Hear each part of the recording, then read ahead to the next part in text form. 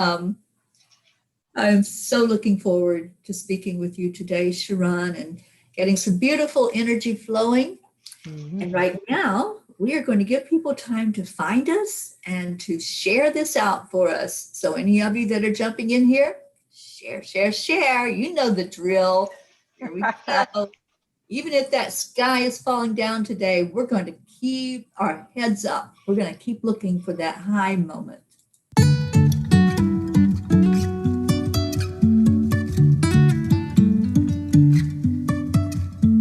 Life is a winding road, no telling where it goes. Driving through days and nights, won't stop for traffic lights. And I really wanna know if I'll ever figure out where the road goes. Welcome. Even if I'm falling down, I will keep on searching for driving through days and nights. You can say I lost my mind, I will keep on holding my head high, even if the sky is falling down.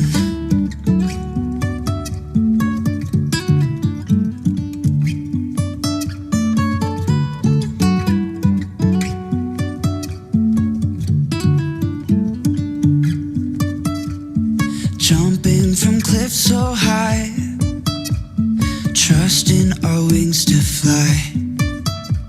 Sometimes we're crashing down, but we get up and start from the ground. And I really wanna know if I'll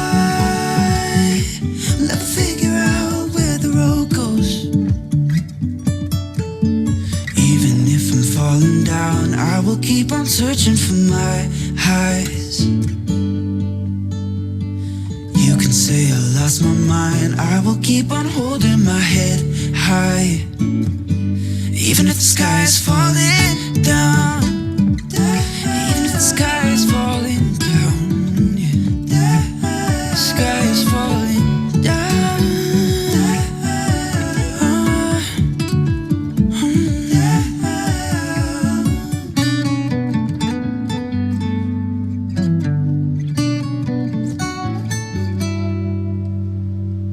Even if the sky is falling down, even if the sky is falling down, yeah. The sky is falling down.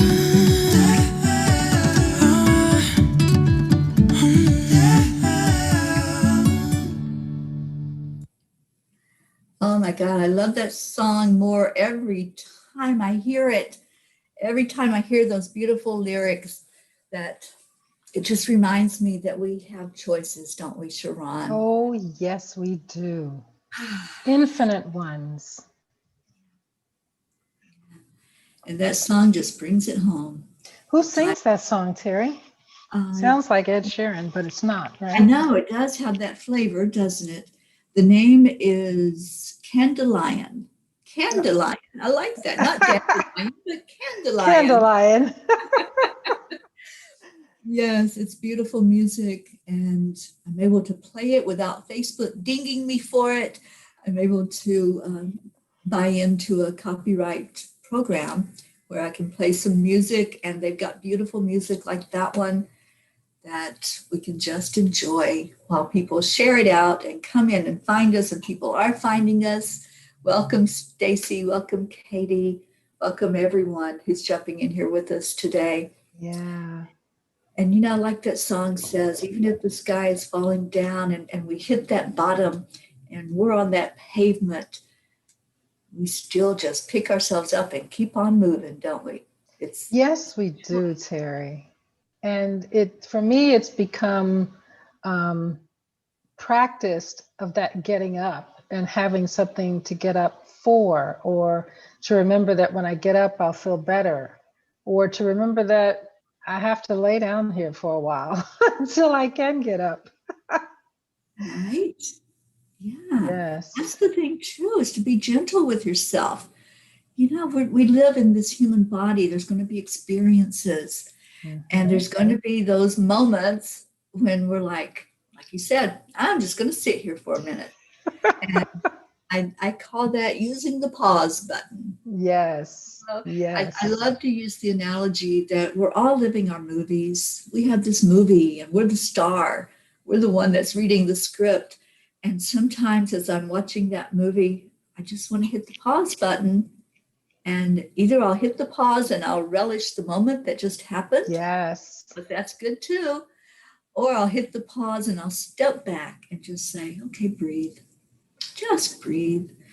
And everything is working perfectly, remembering the Mhm. teachings of the Course in Miracles and knowing that nothing is happening without a purpose and a reason, and maybe even just for a season. Mhm. So when I hit the pause button, I'm able to regroup. I'm able to go from being in that chaos to being in that focused state where I just go into my heart. Yeah, I love Yeah. I love how we have all these tools. Also, ShaRon, uh, for anyone who may not be familiar with who you are, I just want you to share some of what you do. But one thing that you do is work with people and really see them in a way that maybe they haven't been seen before. And you're able to give some guidance from that because you really have that observer viewpoint, kind of like the eagle, where you're just like soaring along and you're seeing this interaction. And so you can bring in more clarity. So please, for anyone who doesn't know you, and by the end of this, I'm hoping all of them will connect with you. Just share about your service that you provide to the world. Thank you, Terry. I'm so excited to be here with you. We have been friends for a really long time, and I actually got to see you in person last month, which was such a joy. For the Yes, it first time in I think 3 years or so, we hadn't really met in person. is And that is right. such a gift to be grateful for, that there was an opportunity for everybody to travel safely, to get to see each other in person. And what Terry knows about me is that I am the founder of a global movement called No Judgment, Just Love. And it's an interesting movement because, of course, we judge all the time, don't we? I mean, that's just who we are, and it's normal. But it's what Terry spoke about earlier. It's pressing that pause after you make a judgment to really think about what did I just judge? Was it me? Was I judging myself harshly? And what was I judging outside of me? Then how do you want to respond? Because in our world, we mostly react. Somebody says something and we immediately have to say something back. Our texting, all of our information sources are so instantaneous. But with judgments, with looking at the world from a this or that, a right or wrong way, causes us to stay stuck in the disregard for each other, in the unawareness that everyone is valuable. So in that no judgment, I'm asking you to pause and see how you can move closer to a loving thought, a neutral thought, or even a positive thought in your response to yourself or others. Because sincerely, I know from experience of giving this allowance to myself that we will start to relate to each other differently. And that includes better. So, from that perspective, Terry was saying that I do see people differently. I was out the other night, very social distance. There was a band playing and I'm dancing and singing. And I just got this overwhelming confirmation that I love people.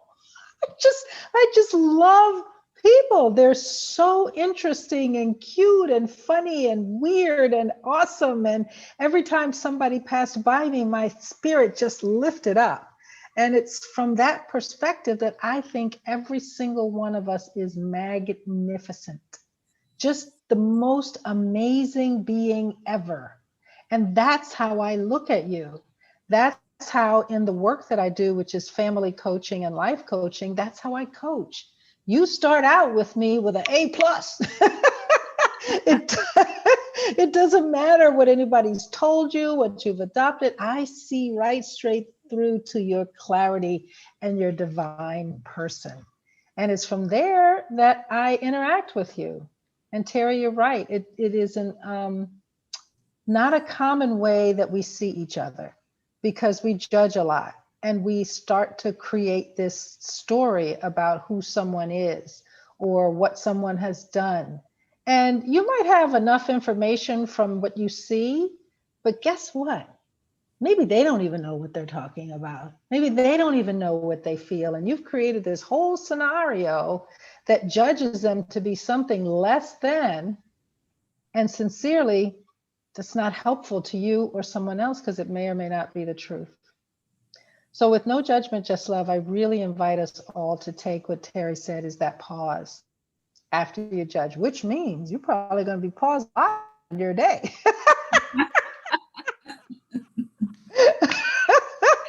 Because I judge all the time. What'd you say, Teri? You will sit until you get this message.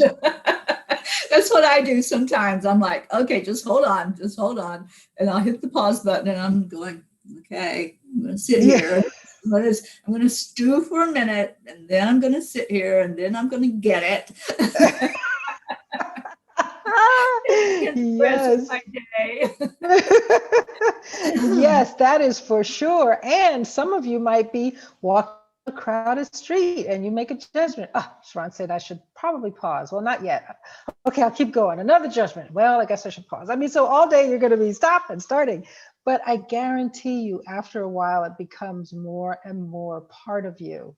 It becomes a practice that you immediately do that gymnastic twisty-turny thing in your mind, where you now say, oh yeah, I just judged myself about whatever about me.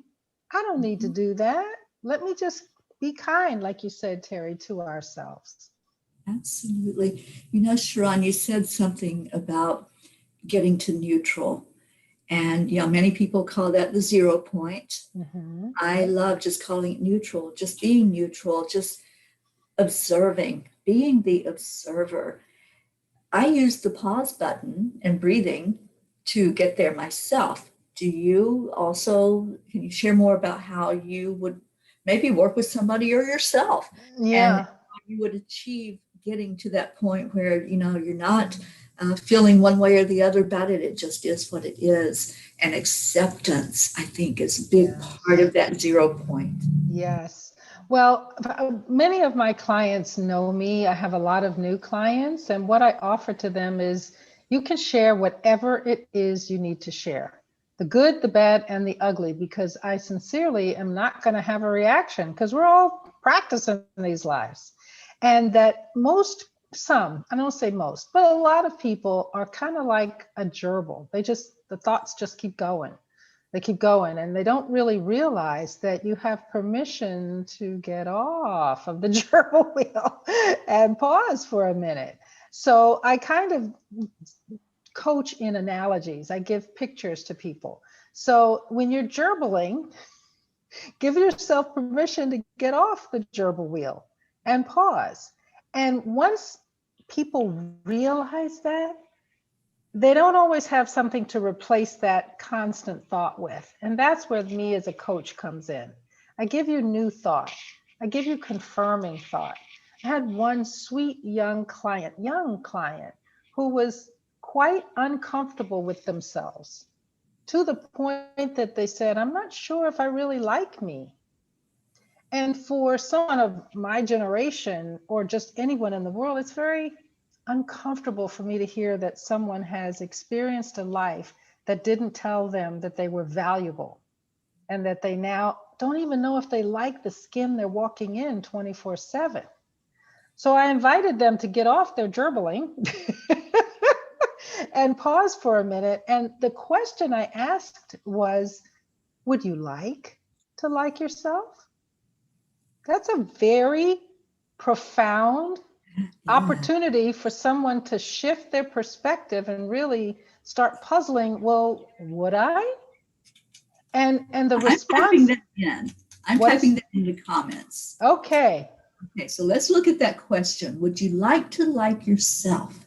Yes. All of you that are listening to this, really look at those words and get into the energy of that and ask yourself that question. I love that, ShaRon. Yes, right? Such a simple question that will cause you to pause and hopefully reflect. Whatever your answer is, there's no judgment around your answer. If your answer is no, that's a curiosity space. Like Teri said, sometimes you just need to sit in that. Mm-hmm. Just be with that. That's okay. We've okay. all had something happen to us that causes us to think less than of ourselves. Mm-hmm. And it's difficult to move forward, which Teri and I and many other people in the world would love for you to give yourself permission to move forward. But if now is not the time, it's okay. It's okay. Yeah, that's the breathing part. Just being okay with you. And maybe you're not ready to look at some of those things that you're holding on to so tightly and you're just not ready to give them up. ShaRon, I've encountered that in my own life, my own personal experience, and I've encountered it so much with the people that I work with and counsel as well. And let's talk about that when we're hurt, when somebody does something and we've allowed ourselves to be hurt. That's the truth. We're gonna say this the right way, because many people that I work with, they're like, he did this, he hurt me, he made me angry. So I try to always shift that thought around to allowing it to come in. We allow it, we make that choice. Maybe not consciously. We're not going to say, okay, I'm going to let you hurt me. But we allow that hurt in. And then sometimes we just want to hold on to that, don't we? We feel justified. Oh, yes. Oh gosh, he made me so mad and I'm just going to stay mad.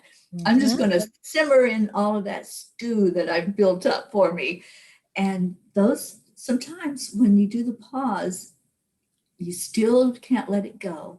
And I've had people say that, I can't let it go. You know what the angels told me what that means? What? That word can't means I choose not to. Absolutely. I choose not to. So when you're saying I can't let it go, you're choosing not to let it go. And that just changes the whole scenario, doesn't it?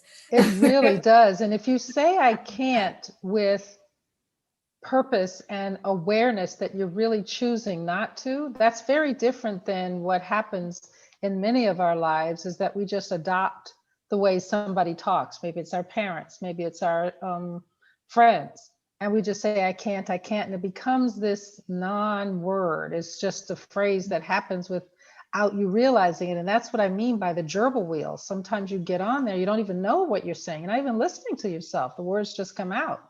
But words have power, like our dear friend Karen says. The words are your wand, and they either motivate you or they demotivate you.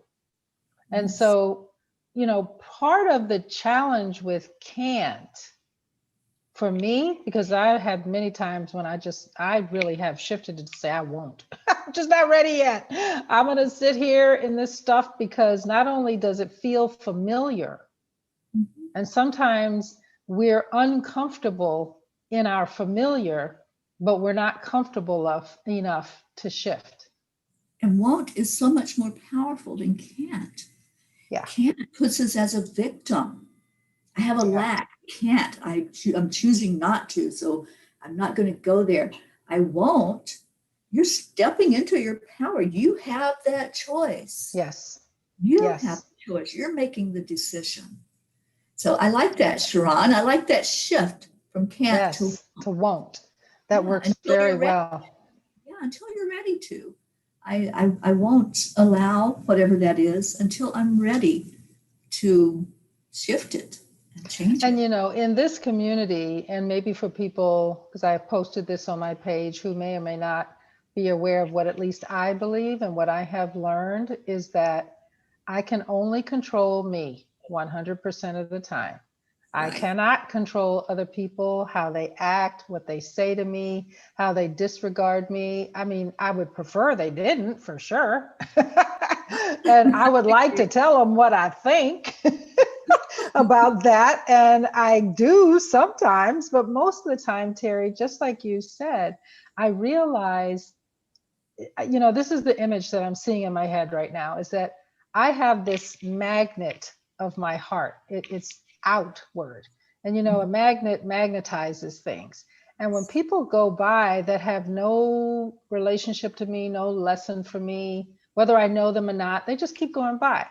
But when someone gets magnetized to my heart by either treating me well or treating me with disregard, it's me that has pulled them to me for me to observe and uncover what happened in my emotions with that. So that person, you said, he made me mad, he hurt me. Well, somehow my magnet pulled him in to show me where that hurt is so that I can do something about it. Do I need to now not be around this person? Do I need to realize I'm hurt a lot? So what's that about?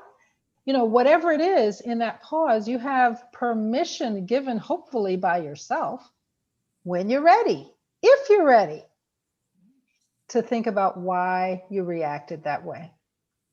Yes. I call it divine timing. We may not be ready in that moment that the incident happens, the conflict or whatever happens. But later on, as we sit with ourselves, we may be ready then to take that look, like what you were just saying. Has this happened before? Has this come up for me before? And now I'm seeing the pattern. I'm seeing how my buttons are being pushed. So where is that button? Let me just get rid of that button so that I don't keep going into anger and regret and sadness and guilt and shame and blame. And think everybody's out to get me, because your lesson's going to keep coming. So everybody's going to look like they're out to get you when really they just keep passing that magnet. You got this one and then the next one until you demagnetize that so that it doesn't affect you as much. Right. And that's the benefit of a coach like you, Teri, or like me, because when you take something away or you recognize that you want to change it and you just try and lift it out, there's an open space that's left. And spaces like to have something fill them up. And so that's where Teri and I and any other wonderful person that you are allowing to help you have new thought can give you something different to replace that hole. Because if you don't, that thought's just going to jump right back in there. I'm a victim, I'm a problem, nobody likes me, any of that. And when you take it out, and then you can have something to replace it. And I'm sure we have a variety of things to offer to people. Like that person that said, I don't think I like myself. Well, the question was, would you like to like yourself? So now that's you got off the gerbil wheel and you were given a new thought to think about. You were given possibility. Yes. Yeah, because when we're on that gerbil wheel, that's all we see. Yeah, exactly. It's the same scene coming up over and over and over again, singing the same song. Oh, woe is me. Woe is me. That's fun. I love this. I love this. And we've had comments and we've had people that have said their yes, I would like to like myself. And there, like you said, there are so many tools. Oh my gosh, that is the beauty of being trained as a life coach. In my training, I'm trained as a happiness coach. And a lot of people are drawn to that. And they're like, well, what does that mean? What is a happiness coach anyway? Well, it's a life coach that helps you understand about happiness, that it's not outside of you. Happiness is totally inside of you. Yes. But those things that you perceive to be outside, those thoughts of, oh, he made me whatever, angry, sad, depressed, you could fill in the blank, that just covers up our happiness. And when we have the joyful moments with someone, that adds to our happiness. So I love that as trained coaches, what we bring to the table is helping you, giving you the tools, because like I said, there are so many. And ShaRon, I spent all day yesterday gathering more tools, Oh, being immersed with teachers like Tony Robbins, Brendan Burchard, Mel Robbins, Robin Roberts, just these wonderful, amazing people who have done the work, who mhm. teach it 24/7. And I got a lot of new tools in my toolbox. I'm ready to play. Oh, yay. Who wants to come play with Teri? No, She's right? got a sandbox full. It's still spinning from all of it. And but this is the beauty of when someone is stuck and we start using some of these tools and we start watching it unravel, don't we? We start Yes. watching that process. And, I think the first step is recognizing what stuck is because, before 10 years or so ago, before I knew any of the spiritual teachings and started to really look at me to see what I was involved, how I was involved in my life, and the world wasn't just happening to me without any awareness, I didn't even know I was stuck. I just thought this was the way it is and I can't figure a way out, so I have to live with it. And that was a debilitating thought a lot of the time. I remember not really understanding, Teri, what happiness was. I just thought happiness was not having a problem at the moment, that I could be happy, but knowing for sure that another problem was going to come along and then I was going to be not happy.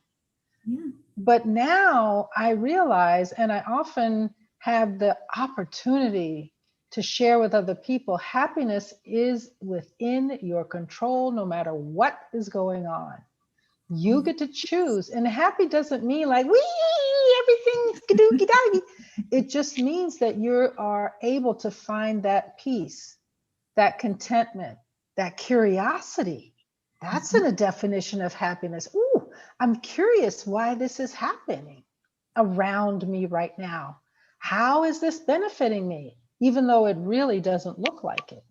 Maybe this isn't for me. Maybe I'm the observer of someone else's journey. I mean, it's just such an amazing foundation to include that I can choose to be happy. Mhm. Absolutely. And a lot of times also, ShaRon, we may be caught up in what's happening in our world and it doesn't look so good. It doesn't look so pleasant. And we see that as a negative. We see, oh my gosh, here I am homeless or jobless, or in the case of James Brown, he was in juvenile detention because of stealing something and really at a very low place in his life. And then he was adopted by someone who was a musician who included him in that music group. And now look at what we got as a benefit of that. Would never have happened if he hadn't been in that place, which looked like the sky is falling down, right? Like It the looked like song. Yep. those moments. Yeah. But I feel good. I knew that I would now. We wouldn't have had that amazing song. No, we wouldn't have. Oh With my that God. much joy in it. Yes, exactly. So even when the sky is falling down in your world, whatever that looks like, you just open up to what is possible from this. What's the best that can happen from Yes. this situation? Yes. And when we hear the stories, the success stories of people like James Brown, that's just one. Oh my God, there are so many millions of success stories of people that were at that place, that bottom of the barrel, and thinking there was no way out, thinking that there was nothing more for them than just being stuck. Well, Teri, there's a current event news story that happened right before I came on with you. And I don't know if people have seen it, but Tiger Woods was in an horrific car crash this morning. where he had to have people come with the jaws of life to get him out of the car. And the car looks awful. And the preliminary report is that he was taken to the hospital and he has severe injuries in his legs because the car was crushed. And so I know from following his career, because he's just an amazing person, even with the good, the bad, and the ugly within and around him, that he has recovered from a lot of things. He has come back from, oh, that's so terrible. Just wait a minute. Oh, look at the recovery. To, oh, that's so sad. But look at the recovery that he's gone through. So I hope he continues to write his story, because as you can imagine, being a golfer and having a major injury to your back or your legs or your arms or your sight is debilitating. But he came back from a back injury. Yeah. And maybe, who knows, he'll write a different story, turn a different way. I don't know, but I'm intrigued as an observer and an admirer of him to see what he does after this. Absolutely. Absolutely. And I believe in miracles. I believe in angels. I believe that that they were with him. Yes. Oh, yes. Oh, yes. Have you ever had those any moments, Teri, in your life where, as I'm told, I don't know if, I mean, I kind of believe it because I've had those moments where this could have been an exit opportunity for me. And for some reason, I either chose or my spirit said, nah, not ready. You're not quite done yet. I've had more than one of those. And it is an interesting reflection when you just avert something that could have taken you out, or you just missed the accident that happened right in front of you, or any of those things. Have you had any experiences like that, Teri? Oh, I have had several, ShaRon, throughout my lifetime. But the one I want to share with you happened, oh my gosh, I'm trying to think how many years, about 5 years ago, 4 years ago. I don't remember the exact year that it happened. But I lived alone in my little apartment, and it was tile on the floor, very hard. It wasn't carpet. And I had 2 cats at the time, and I had moved the cat bed closer to my bed so that they were right beside of me, because sometimes they were like restless at night. And I thought, well, if they're closer to me, maybe they'll be comforted and sleep. Well, I forgot I had done that. So I get up in the night. It was after midnight. I stumble over the cat bed, and somehow my body twisted, and I ended up flat on my back on this tile floor in front of my doorway. My head was split open. I heard it. I heard the crack. So I knew it was split open. Oh, no. And like I said, it was after midnight.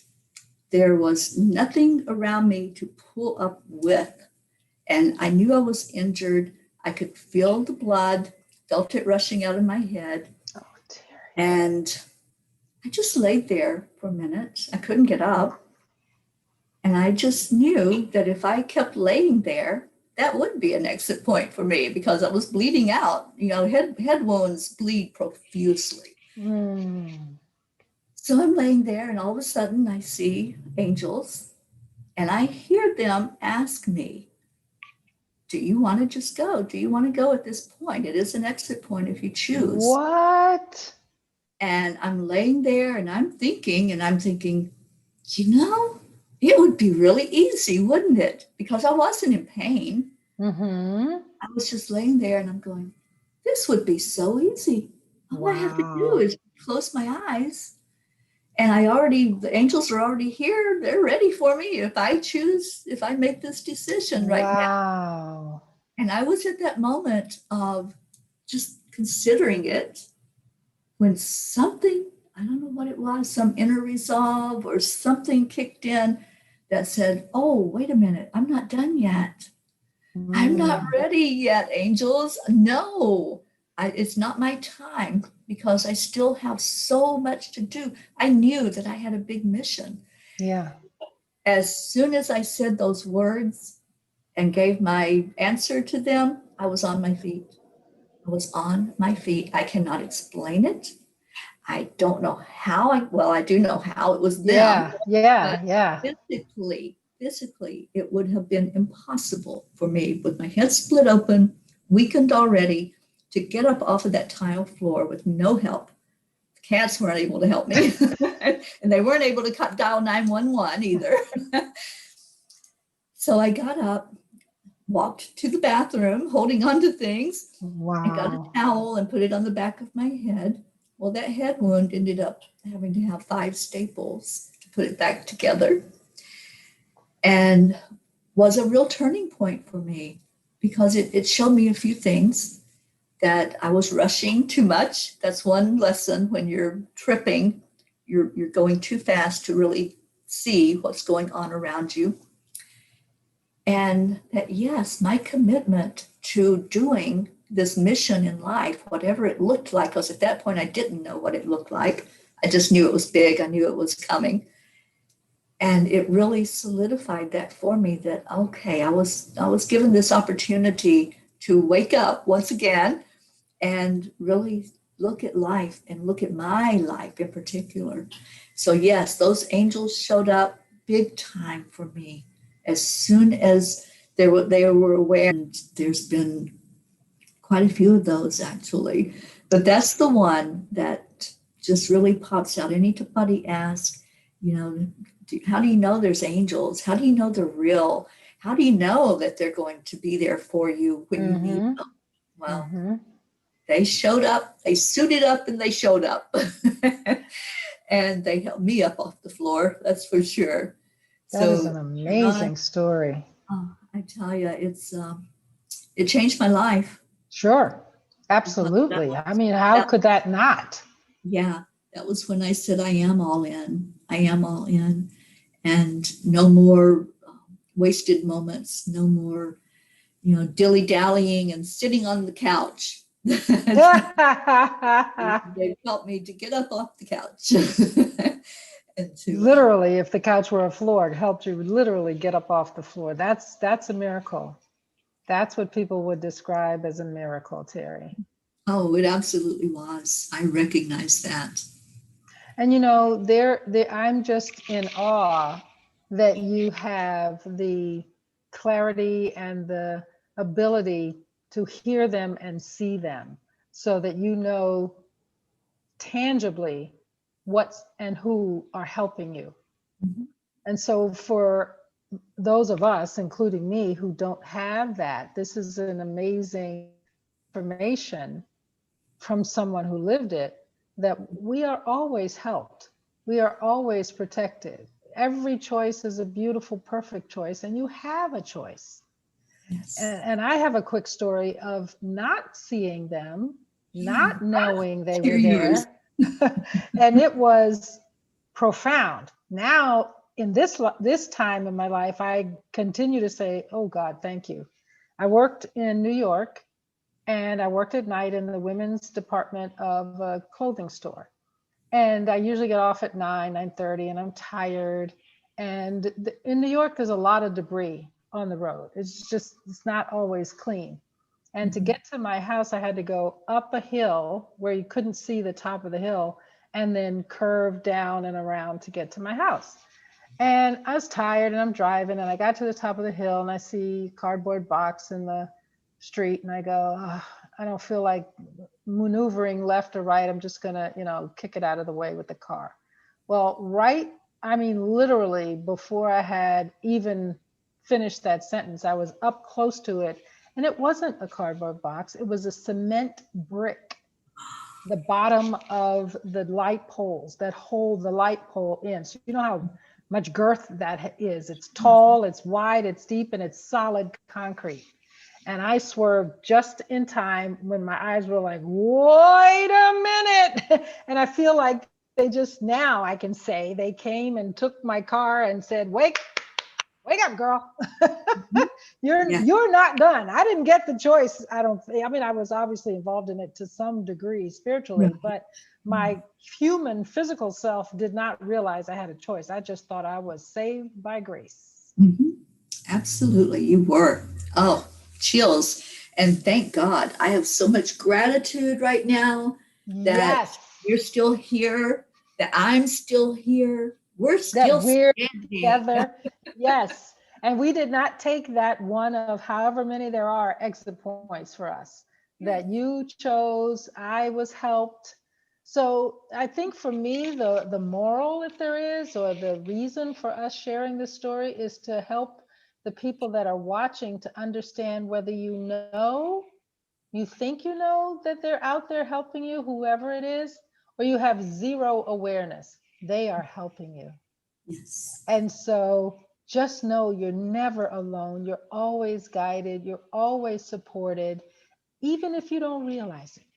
Yeah. Yeah. Absolutely. That's their job. And they do their job so well. They are our messengers. That's what an angel means, that it's a messenger. And whatever that looks like, sometimes the message is bringing in some healing energy, like with Raphael. Sometimes the message is to give us clarity. And Mm-hmm. I really feel like everyone who does what we do, ShaRon, is it's life coaches, um, supporters, people who bring in an energy of clarity. I really feel Archangel Gabriel just oversees all of us.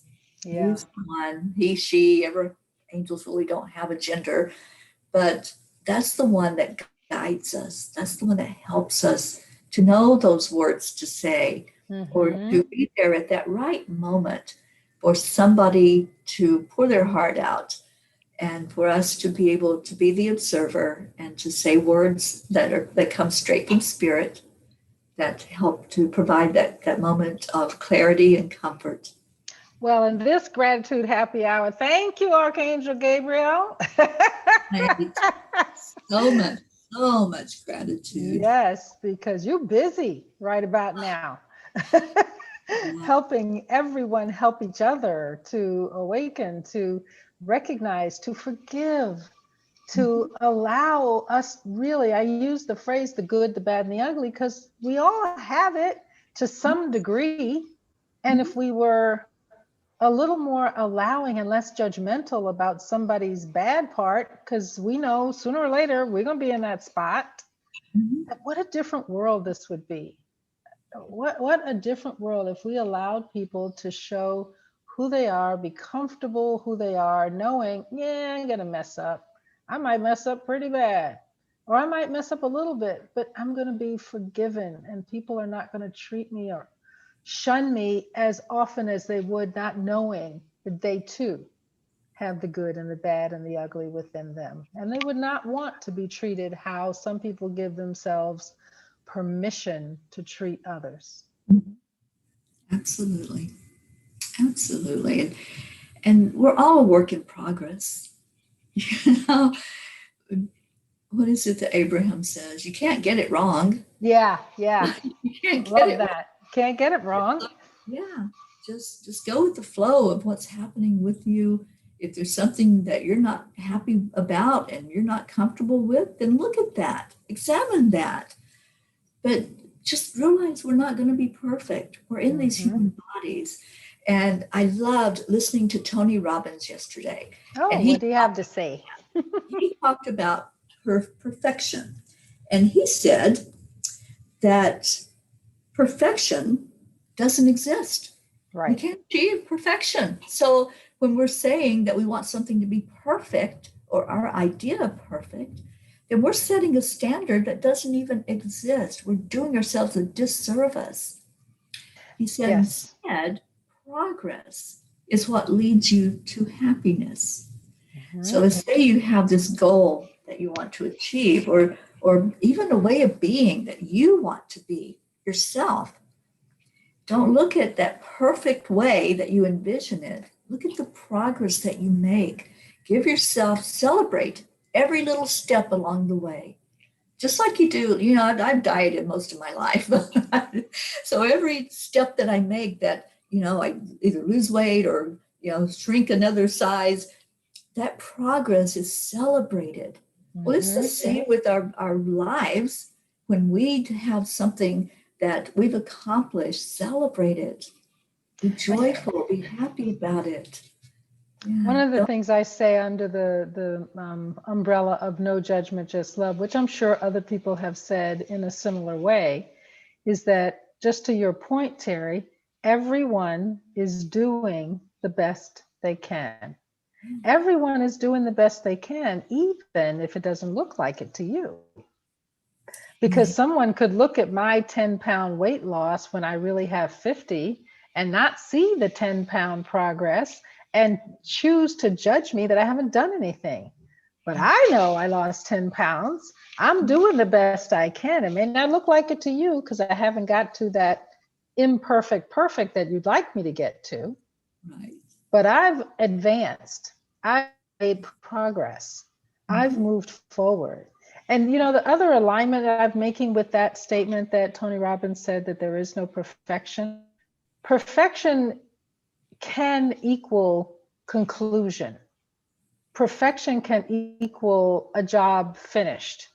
And we are an infinite universe with infinite possibilities, constantly moving and shaping and shifting and changing, which to me equals the definition that it cannot ever be perfect because it's constantly changing.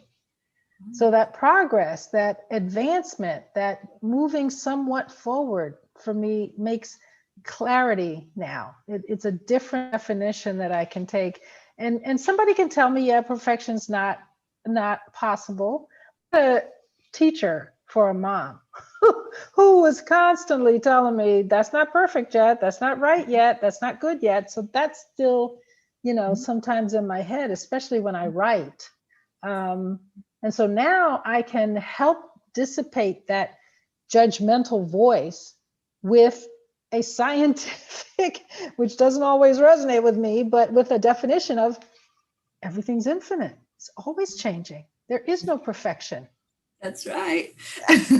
I love it. And you know, ShaRon, sometimes we look at people that are in the limelight and we want to see them as perfect. And I'll give you an example of what I mean. I absolutely adore this one author, and I read her, everything that she publishes. I read it, I gobble it up. And so I'm reading in this chapter, and all of a sudden, there's a misspelled word. And there's a mistake there, a typo. And I'm like, oh my gosh. This is a book that's very well known. This is a book that's like, number one, whatever. And there's a typo right in this chapter. And it's a very obvious one. And I'm like, I mean, that just did something for me. This came the day after hearing Tony Robbins make that statement and talking about, progress. And it helps me then to loosen up some of those thoughts about putting people on pedestals and everything they do is gold. And there's nothing that they do wrong. And then here's that evidence just showing itself to me that, you know what, we are all, doesn't matter who it is, we are all a work in progress. Yes. And you know, Teri, you've written books and I've written books. And after the 12th time reading it, I'm not really reading it. I'm just going, okay, until I have learned now, I ask, okay, you guys out there, you angels, whomever, my team, you can see more than I can see. Just point me to the place where I made a mistake so I don't have to read this thing for the 13th time. Right. And more often than not, I find one, or I just do a muscle test and say, is this good enough? Or is there something else I should look at? And I trust that's another topic, Teri, one day we'll have to have on trust. Yes. Oh, my goodness. That is a big one. It is a big one. It absolutely is. But, ShaRon, I don't think there are any accidents or coincidences in life. This particular book was published by Hay House, who I know they go through everything with a fine-tooth comb over and over and over and over again. The fact that was there for me. Yes. Yes. And you know what would be even more, what would be even curiouser, more of a curiosity, how to say that, is if you're the only one who saw it. Yeah. Wouldn't it? No one else has that book that has that particular I just think that's so cool. That's another miracle possibility. Yeah. But how perfect that you brought that, your heart magnetized it. You magnetized that so you could move forward, make some progress about judgments of certain things or pedestals, like you said. Yeah, exactly. I love it. I love how we maneuver through this lifetime, getting exactly what we need in every moment, every moment. Whether we want it or not, we're going to get it. Not, whether it feels good or not, we get it. And Teri, probably about that same 10 years ago where there was a before ShaRon and now there's an after ShaRon, somewhere in my spirit I heard, you can learn and progress and grow through pain or through peace. And I said, why the heck would I continue to choose pain? Because this has hurt a long time. And as soon as I made that affirmation, that declaration, I want to progress in peace. I hardly ever have a really, really devastating, debilitating lesson to learn. It may be a little hard. I may not want it, but it's not as harmful and uncomfortable as it was before. So you can make a declaration. I want to move forward with peace and joy. And like Teri says, happiness. Joy. And, speaking of peace, I promise people every week that on this show, I'll give you an update on the Peace on Earth. Oh, yay. I'm sitting back in my chair to listen. I love this. I am just every day floating. I really am floating. I don't know how that angel mobile stays on the ground because I'm lifted up so high. But I am currently in Paso Robles, California. I've done one land blessing here, and that was in Solvang, close to our Karen Palmer. And she actually took me to the spot, and we were able to do a Facebook Live because we had Wi-Fi there. And so we shared that out. So if you haven't seen that, it is on YouTube, and you can go find that. And you can also go to my website, angelspeakers.com, and it has the link to all the land blessings. There's a playlist, and you can watch any of them. So one land blessing has been done here in California. Now, here's the thing. This thing keeps evolving and changing and shifting because that's how the angels are. And like you said, ShaRon, it's an infinite world of infinite possibilities. So anything is a go at any given moment. There's no limits to this. So far, I've done 9 land blessings, and they've been in 9 different states.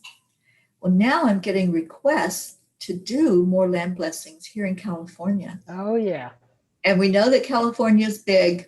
It's a really, really big state. So I've had a request to do one further south than what I had done the first one, and one further north. So I'm looking at both of those and just asking the angels. And I know already I'm going to do the one down south. That spot's already picked out. It's already there waiting for me to come down with the angel mobile and do the blessing. And then the one in the northern part is near Sacramento. Oh. And that's in the works right now, being developed so that can happen. And then once that one is done in Sacramento, I will head on to Mount Shasta. That is the game plan. And I think, I saw myself being in Shasta back in January, February timeframe, but I didn't know. The angels knew, but I didn't know that this Arctic storm was going to take over our country and freeze everything. Oh, yeah. And so they made it possible for me to be in a place with mild temperature and not have to deal with all of that. And had I been in Mount Shasta at that time, I might have frozen to death. Yeah, yeah. So they know what they're doing. They're in control of the timeline, not me. Mm-hmm. But I know I'm definitely going to Shasta. And when I get there, there will probably be a land blessing in that area as well. So California could end up with 4 land blessings instead of just 1 because it's big and it has many, many things that are in need of bringing forth, and especially peace. Yeah, absolutely, Teri. That's beautiful. And I just love that you have, and maybe always have, I don't know, relaxed into the journey Because even though you know these 4 points of destination, there's so much to stay present and experience as you follow your guidance to get there. And that's a wonderful metaphor for our lives, is that we have dreams, we have goals, and we'll attain them or not, and they'll look like we expect or not. But don't miss every single moment of the beautiful day you're in, longing for that other thing that hasn't come to you yet. Right. Absolutely. I love that. And that's so true. I cannot believe we're out of time. We are. So one last thing I want to share is that there is a new website just for the Peace on Earth tour. I've been running everything through Angel Speaker's website, but I heard them tell me to do a website just for the tour. And I've already started putting in some of the pictures that I've taken along the way of the people that have been so delicious and have allowed me to photograph them with the Angel Mobile. And so and some of the scenery. So that's in the progress right now. And the website is peaceonearthtour.live. Oh, beautiful. Remember, and please check it out. I've written a blog for the last 2 days, but one yesterday was on progress, not perfection. Yay. So that. And ShaRon, I would love for you to share your website. I'm going to type it in as you speak it. Okay, my website is www.njjl.world. And that's no judgment, just love.world. And that's my email as well, ShaRon@njjl.world. I'm putting that in here as well. Thank you, Teri. And please reach out to ShaRon. Such a beautiful life. And ShaRon, I'm so happy that I'm going to be working more closely with you, with We the World. Oh, yes. Embraced the Peace on Earth tour. And the founder of We the World is excited about possibilities of how we're going to bring this further and wider into our world for more people to experience that energy of peace. Yes. And if anyone wants to connect with the organization that Teri and I are part of, it's called We the World, and the website is we.net. So easy. We.net. Hey, there you go. Please do so. Please support We the World. It's such a huge mission, and there's beautiful people like ShaRon there. And Teri. And me. Yes. Teri, thank you so much. I always love our time together. Me too. And now we have to do it again. Whoops. Cancel, clear, delete. We get to do it again because we're going to talk about trust. And that'll be our next topic when we get together. So thank you, my dear. I love you so very much. You're amazing, Teri. Thank you. Such a great service to the world. So thank you for all that you do. Thank you, Teri. You too, my sweet. And those of you that joined us today, thank you. I'll read your beautiful comments. ShaRon and I were having so much fun. I glanced over and I could see a couple of them, but I'll go in and read your comments after. Me too. And respond. And thank you for being here. I love you so much. And ShaRon, I have this tradition with every show that I do. The way I end it is by acknowledging that light that's in you, that's the same as that light that's in me. And that word is namaste. So I always say to you, my guest, and to everyone that came in and that will listen later, namaste, y'all. Namaste, y'all. I love you. I'll see you later. Bye, everybody.